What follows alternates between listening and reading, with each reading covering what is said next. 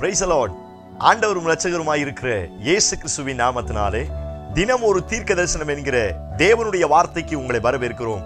தீர்க்க தரிசனம் என்பது தேவ ஆவியால் அருளப்பட்ட அவருடைய வாக்குத்தத்தமான வார்த்தைகள் மாத்திரமே. இந்த நாளுக்குரிய தீர்க்க தரிசனமான வார்த்தைகளை வாசித்து நாம் ஜெபிக்கலாம். சங்கீதம் 25வது சங்கீதம் 13வது வசனத்தை வாசிக்கிறேன். அவன் ஆத்துமா நன்மையில் தங்கும், அவன் சந்ததி பூமியை சுதந்தரித்துக் கொள்ளும் என்று ஆண்டவர் வாக்குத்தத்தம் பண்ணுகிறார். இந்த நாளுக்கு தேவன் கொடுக்கிற தீர்க்க தரிசனமான ரேமா வார்த்தை, அவனுடைய ஆத்துமா நன்மையில் தங்கும் என்று ஆண்டவர் வாக்குத்தத்தம் பண்ணுகிறார். எத்தனை பேர் இந்த வார்த்தைக்கு ஆமென் சொல்றீங்க?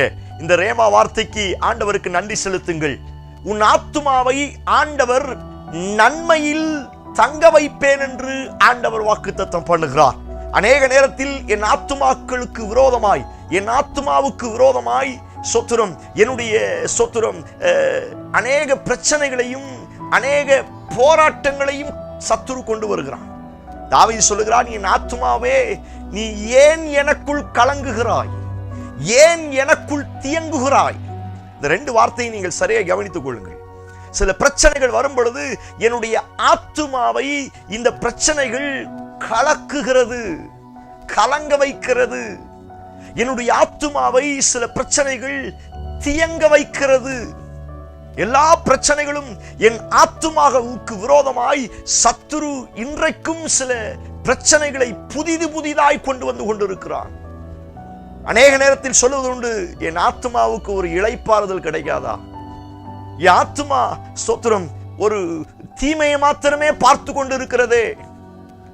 ஒருவேளை அப்படிப்பட்ட நிலைமையில் இந்த சத்தத்தை கேட்கிறீங்கன்னா, உங்களை பார்த்து தான் ஆண்டவர் இந்த வார்த்தையை தீர்க்க தரிசனமாய் சொல்லுகிறார். உன்னுடைய ஆத்துமா நன்மையில் தங்கும் என்று கர்த்தர் வாக்குத்தத்தம் பண்ணுகிறார். ஒருவேளை இதுவரை அநேக தீமைகளை உங்கள் ஆத்துமா சந்தித்திருக்கலாம், அநேக போராட்டங்களையும் பிரச்சனைகளையும் அநேக கஷ்டங்களையும் உங்கள் ஆத்துமா இதுவரை பார்த்திருக்கலாம். ஆனால் இதுவரை உங்கள் ஆத்துமா பார்க்காத ஒரு நன்மையை கர்த்தர் இன்றைக்கு இந்த சத்தத்தை கேட்கும் பொழுது உன்மேல் அபிஷேகமாய் வெளிப்படுத்த போகிறார். Praise God. எத்தனை பேர் இந்த வார்த்தைக்கு ஆமென் சொல்றீங்க? நம்புங்கள், உங்கள் ஆத்துமா நன்மையில் தங்க போகிறது. Praise God. பல வருஷமா, பல மாதங்களாய், பல வாரங்களாய் என் ஆத்துமா ரெஸ்ட் இல்லாம, என் ஆத்துமா இளைப்பாறுதல் இல்லாம தீமையிலே தங்கி கொண்டிருந்தது. என் ஆத்துமா தோல்வியில் தங்கி கொண்டிருந்தது. என் ஆத்துமா இருளில் தங்கி கொண்டிருந்தது. அநேக வேதனையோடு இந்த சத்தத்தை கேட்கிறீங்களா?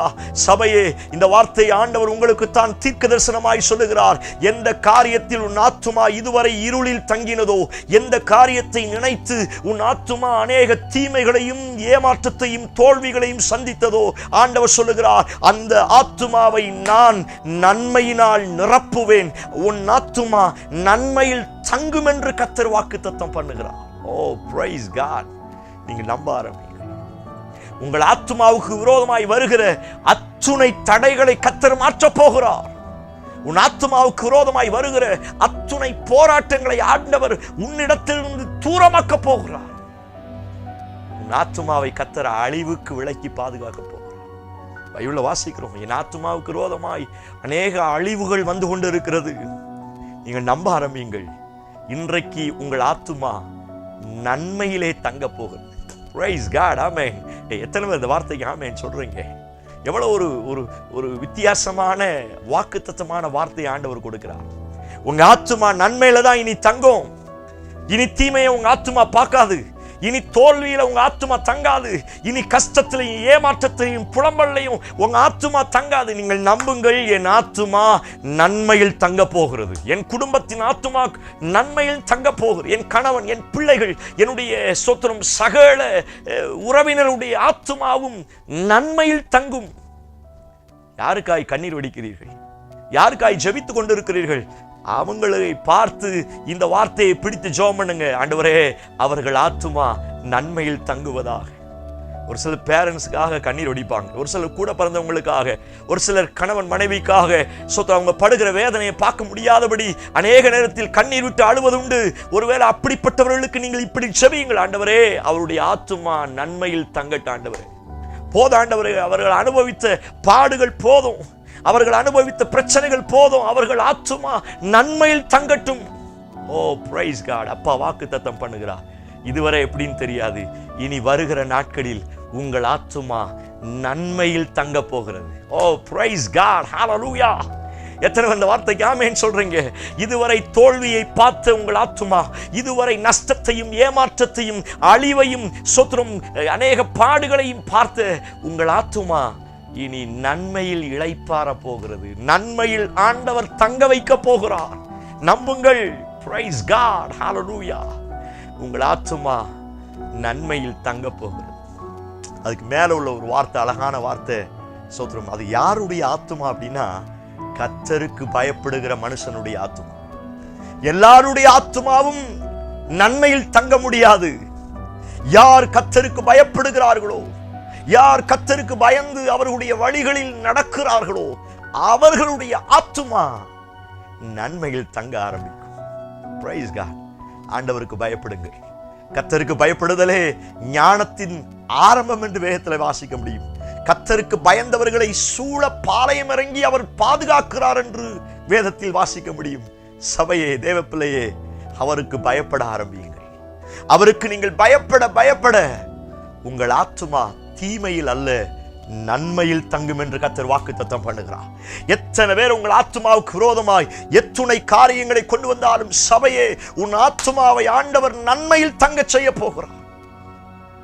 ஆண்டவருடைய கிருபையை கேளுங்க. உமக்கு பயப்படுகிற பயத்தை எனக்கு போதியும் ஆண்டவரே. உமக்கு பயப்படுகிற பயத்தை எனக்கு கற்றுத்தாரு ஆண்டவரே. இந்த பயமாத்திரம் இருந்துச்சுன்னா போதுங்க, உங்க ஆத்துமா எதை பத்தியும் பயப்பட வேண்டிய அவசியம் இல்லை. பயப்பட வேண்டியவருக்கு நீங்க பயந்தீங்கன்னா உங்கள் ஆத்துமா எதை பத்தியும் பயப்பட வேண்டிய அவசியம் கிடையாது. உங்க ஆத்துமா நன்மையில் தங்கும். கண்களை மூடி என்னோடு சேர்ந்து ஜெபிக்க ஆரம்பிங்க. Praise god in Jesus name. ஹல்லேலூயா.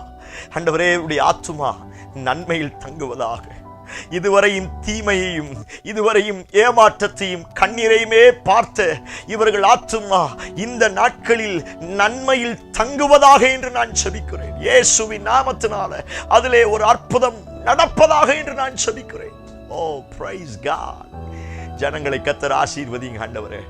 அந்த கர்த்தருக்கு பயப்படுகிற பயத்தை அவர்களுக்கு கொடுத்து அவர்கள் ஆத்துமா நன்மையினால் நிரப்பப்பட கர்த்தர் உதவி செய்யும். அவர்கள் நன்மையிலே தங்குவார்களா? அவர்கள் குடும்பம் நன்மையிலே தங்கட்டும். அவருடைய வாழ்க்கை, அவருடைய எதிர்காலம் நன்மையிலே தங்குவதாக செய்வீர் என்று நம்புகிறோம். இயேசு கிறிஸ்து மூலம் ஜெபிக்கிறோம். ஜெபம் கேளும் நல்ல பிதாவே. Amen, amen. Praise the lord. உங்கள் ஆத்துமா நன்மையிலே தங்க போகிறது. நம்பிக்கையோடு இந்த நாளை துவங்குங்கள். இந்த செய்தி உங்களுக்கு ஆசீர்வாதமாக இருந்துச்சுன்னா, ஆத்துமாவில் யாரெல்லாம் கஷ்டத்தோடு இருக்கிறாங்களோ தயவு செய்து அவங்களுக்கெல்லாம் ஷேர் பண்ணுங்க. இந்த வார்த்தையை அனுப்பி அவர்களையும் கர்த்தர் சுகமாக்க போகிறார். ஆமென். Praise the Lord.